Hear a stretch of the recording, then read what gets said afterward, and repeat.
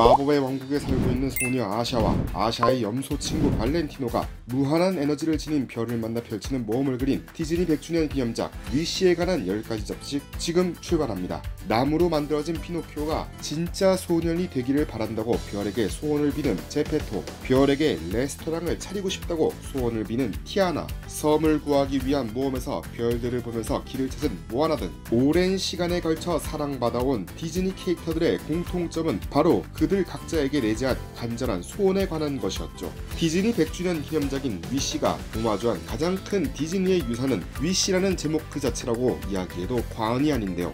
위시의 토대는 겨울왕국2를 작업 중이던 2018년 각본을 맡은 제니퍼 리가 크리스 벅 감독에게 아이디어를 제안하면서 시작됐습니다. 두 사람은 디즈니의 유산에 경의를 표하면서도 혁신적인 비주얼과 폭넓은 문화적 영감, 현대적인 감각을 담아내 디즈니의 현재와 미래를 동시에 반영한 작품을 만들고자 캐릭터 구성에도 특별한 접근을 시도했죠. 위시의 주인공은 가족과 주변 사람들을 소중하게 여기는 총명하고 꿈 많은 소녀 아샤인데요. 백설공주와 일곱 난쟁이부터 신데렐라, 미녀와 야수 등 디즈니 클래식 애니메이션 속 캐릭터들의 아름다운 선을 담아내기 위해 노력했죠. 크리스 벅 감독은 아샤의 중요한 점은 훌륭한 리더의 자질이 있음에도 아샤 스스로 자신을 리더로 생각하지 않는다는 점이다. 그저 자신뿐만 아니라 모든 사람을 위해 옳다고 생각하는 일을 할 뿐이다라며 클래식한 외모와 진취적인 인물상을 조합하며 더욱 특별한 캐릭터로 완성된 아샤에 대해 설명했습니다. 참고로 아샤는 힌디어로 희망을 의미하죠. 이런 아샤의 목소리는 웨스트 사이드 스토리에서 아니타 역할로 아카데미 시상식 여우조연상을 받은 아리아나 데보스가 맡았는데요. 평소에도 디즈니의 열렬한 팬이라고 밝힌 바 있는 아리아나 데보스는 제작진으로 하여금 아시아 그 자체였다라는 평을 받을 정도로 캐릭터와 혼연일체는 열연을 선보였습니다. 로사스 왕국의 왕이면서 동시에 메인 빌런인 매그니피코 왕의 모습은 힘을 얻기 위해 악행을 저지르는 알라딘의 자파르, 인어공주의 울슈올라, 자신이 가진 힘을 지키려는 잠자는 숲속의 공주의 말레피센트 등 디즈니의 대표 빌런들의 모습을 일부 오마주했죠. 공동 연출을 맡은 폰 비라선손 감독은 매그니피코 왕은 꿈을 이루기 위해 노력하는 것은 굉장히 힘든 일이라고 생각한다. 큰 절제력과 헌신이 필요하고 꿈을 이루지 못할 경우 엄청난 고통이 뒤따르게 된다. 그래서 사람들이 그런 걱정을 하지 않도록 막아야 한다는 것이라고 밝혔습니다. 매그니피코 왕은 스타트랙 원더우먼 시리즈로도 잘 알려진 크리스 파인이 목소리를 맡았죠. 한편 캐스팅 디렉터 그레이스 김은 우리는 과거의 유산을 미래로 가져와 시대를 초월하는 느낌을 주는 배우들을 캐스팅하자 했다라고 아시아와 매그니피코 왕의 캐스팅 과정을 소개했습니다. 위시의 캐릭터 중에서도 디즈니의 과거에 경의를 표하는 대표적인 캐릭터는 역시 별인데요. 그간 밤하늘에서만 존재했던 별이라는 존재가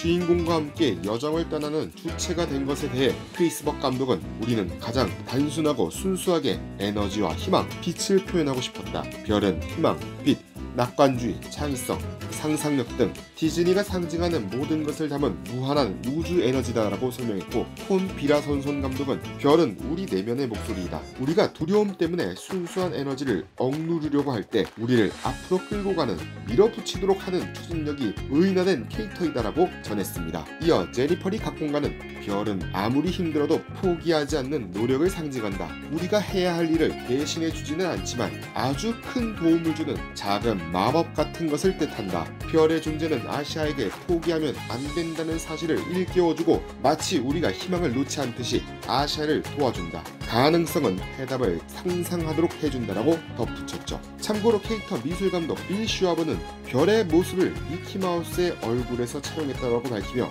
초기에 미키마우스처럼 별의 얼굴에 미키마우스의 오마주를 넣으려고 했고, 마지막엔 별의 포즈와 미키마우스의 포즈를 동일하게 표현했다며 별의 탄생 비하인드를 전했습니다. 위시의 배경이 되는 로사스 왕국은 지중해에 있는 아름다운 섬나라로 긍정적이고 밝은 기운을 보여줘야 했는데요. 프로덕션 디자이너 리사 키는 스토리텔링의 목표는 전 세계의 모든 사람이 이 동화 같은 공간을 찾아오게 만드는 것이었다. 로사스는 늘 희망적이고 축하 분위기가 나는 곳이어야 했다라고 프로덕션의 목표를 밝힌 가운데 제작진은 북아프리카에서 남유럽에 이르기까지 다양한 지역의 건축과 문화에 대한 광범위한 조사를 통해 캐릭터와 의상, 장신구와 패턴, 건축물들을 제작했습니다. 특히 피노키오에서 보여준 구불구불하면서도 좁은 거리와 아치형 구조의 높은 건물들은 위시에도 큰 영감을 안겨줬다고 하네요. 한편 보통의 애니메이션들이 카메라에 나오는 일련의 세트만을 다루는 것과 다르게 위시는 세계관 전체를 상상하고 완전한 3D 지도를 만들기 위해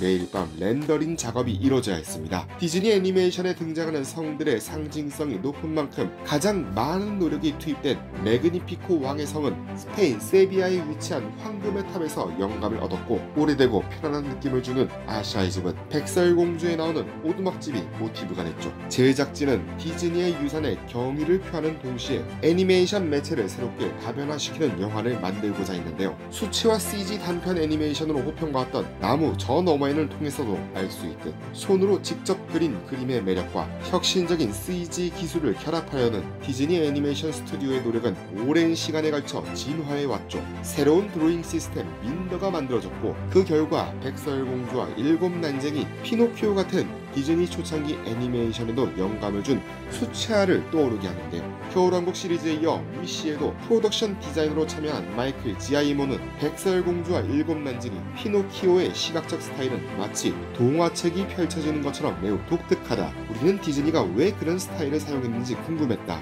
초창기 디즈니에서 일러스트레이터로 있었던 구스타프 텐그렌과 카이 닐센 같은 아티스트들이 그 작품들의 스타일에 큰 영향을 끼쳤다라고 전했죠. 디즈니가 새로 개발한 도구들은 수채화 배경 작업만 가능했던 이전과 다르게 캐릭터에도 동일한 비주얼 톤을 유지할 수 있게 만들어줬고, 위시는 캐릭터와 배경 모두 라인이 들어간 수채화 스타일로 현대적이면서도 고전의 감동까지 느껴볼 수 있는 작품으로 완성했는데요. 또한 종이 질감을 추가해 동화책 사파의 느낌을 담아내고자 했는데, 움직이는 카메라에 이를 적용하는 것부터 여간 어려운 일이 아니었죠. 결국 위시의 렌더링 팀은 모든 프레임의 씬에 물체로부터의 거리를 조정해 질감을 투영해주는 방법인 스크린 스페이스 텍스처링을 개발해 적용하기에 이르렀습니다. 마이클 지아이모는 위시를 통해 목표를 이뤘다는 말과 함께 CG는 애니메이션의 놀라운 구성 요소 중 하나다. 손으로 그린 전통 애니메이션에서는 불가능했던 수많은 부가 기능을 사용할 수 있게 됐다.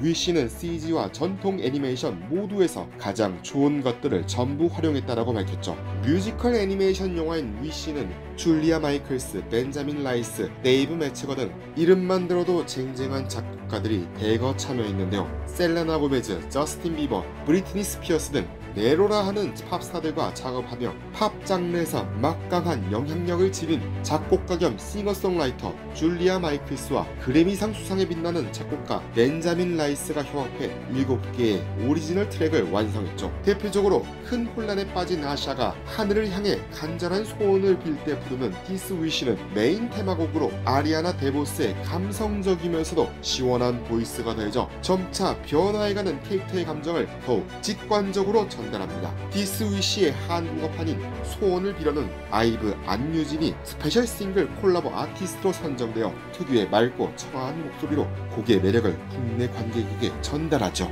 위시는 동화책이 열리면서 시작되는데요. 이런 스타일은 백설공주와 일곱 난쟁이, 신데렐라, 그리고 잠자는 숲속의 공주에서 사용된 바 있습니다. 영화 초반 아샤는 마법사의 제자라는 칭호를 받는데, 이는 판타지아에서 미키가 등장하는 그 유명한 에피소드에서 따온 것이죠.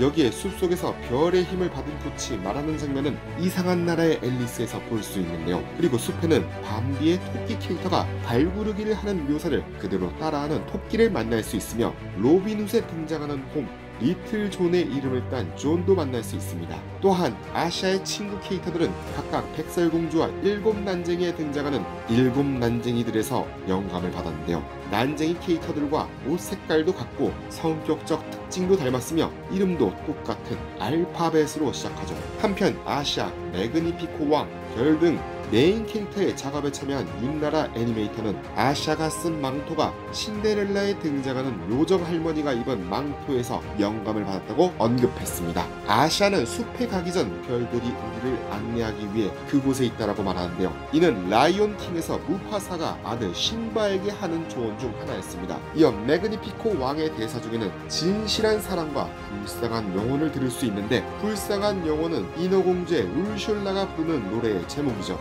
아샤와 늘 함께인 아기 염소 발렌티노는 모든 동물이 평등한 세상에 대한 소원을 꿈꾸는 대사를 말하는데요. 위시에서 그의 소원은 실현되지 않았지만 이는 의인화된 동물들의 모습을 담은 주토피아를 연상하게 하죠. 끝으로 아샤의 할아버지는 자신이 100살이라는 대사를 남기는데 이는 명백하게 디즈니 애니메이션 스튜디오의 100주년을 축하하는 의미입니다. 지금까지 위시에 관한 10가지 잡지식이었습니다. 구독, 좋아요, 알람 설정 버튼 꼭 눌러주시고 다음 시간에 만나요.